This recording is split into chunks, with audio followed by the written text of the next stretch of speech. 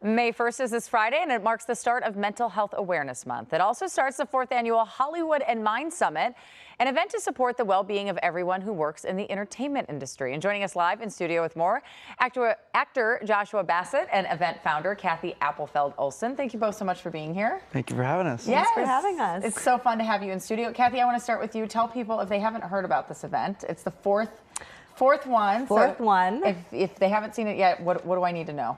So Hollywood in Mind, I'll give a quick Yes. brief on Hollywood in Mind. Hollywood in Mind is the entertainment industry's collective advancing positive mental health. And why did you see this as a need? So my background, I am a veteran entertainment industry journalist, and the seeds for what was to become Hollywood in Mind really were planted decades ago through so many conversations I would have with people like Josh at the time, with folks not only from talent, but people across the entertainment industry, almost entirely off the record at the time, I should say, about a mental health challenge or something that was going on, places where they needed more support.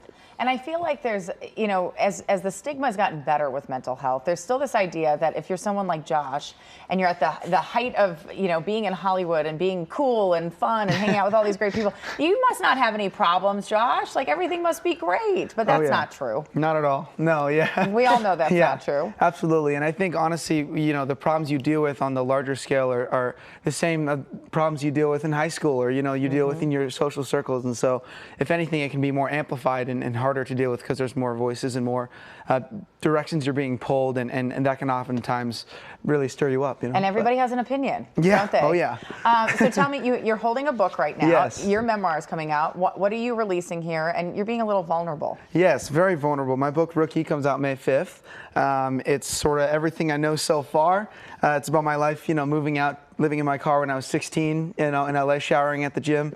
I had quite a bit of success very early on, and then I was diagnosed with heart failure, septic shock, and almost died, and dealt with a lot of, online noise and harassment. And I was actually diagnosed with PTSD. I've been through lots of addiction, lots of struggles, but we've come out of it on the other side pretty resilient. And I've learned a lot of tools and ways of growing and coping, and finally feel like I'm ready to tell my story and help anyone who's struggling. How are you doing now? I'm doing a lot better, thank you. It's still an up and down. I mean, even yesterday on my plane over here, I had a bit of a rough evening, but that's part of the life journey, Just when you think you got to figure it out, you're like, man, why am I still struggling? But I found community and connection to be the biggest helper in those situations. And I have to assume this is part of your community now? Yes. Yes, we're so happy to have Josh. Josh and I will be sitting down for a fireside chat on Friday.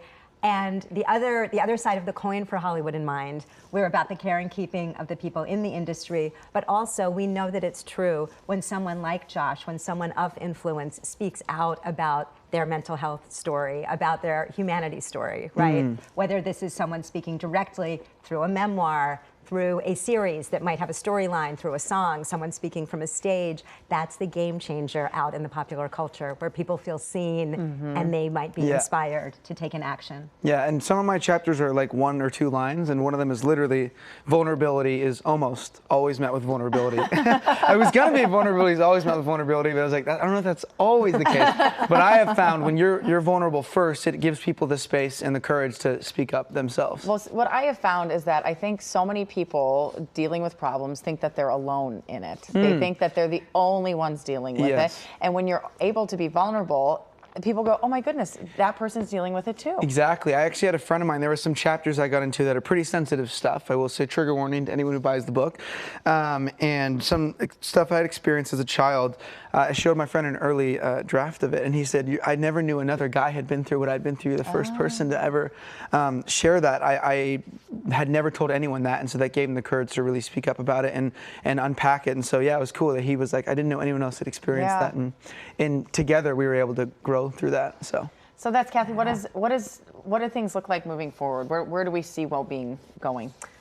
Well, we've come a long way. We have a long way to go. Yeah. So I think what has changed in the past maybe 5-6 years, I think about maybe starting around the time of the pandemic, yeah. and particularly with your generation, Josh, is a more openness to start speaking about it, right? It used to be things were hidden, things were off the record. There weren't these types of memoirs being written. Oh, you mean we all acted like we were perfect? Yeah. We all got it together, Everything's we're perfect, Yeah. everything's shiny. I think that's still, to your point, that's still kind of a trope that's out there, that particularly when you're someone of influence and you're famous, that everything is shiny and bright.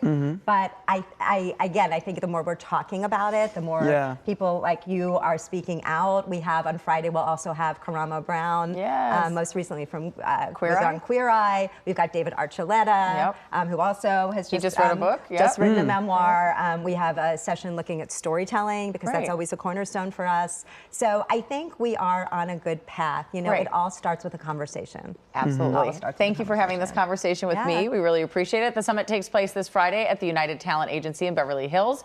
You can find more information about the Hollywood and Mind Summit by going to cbsla.com. Click Seen on TV.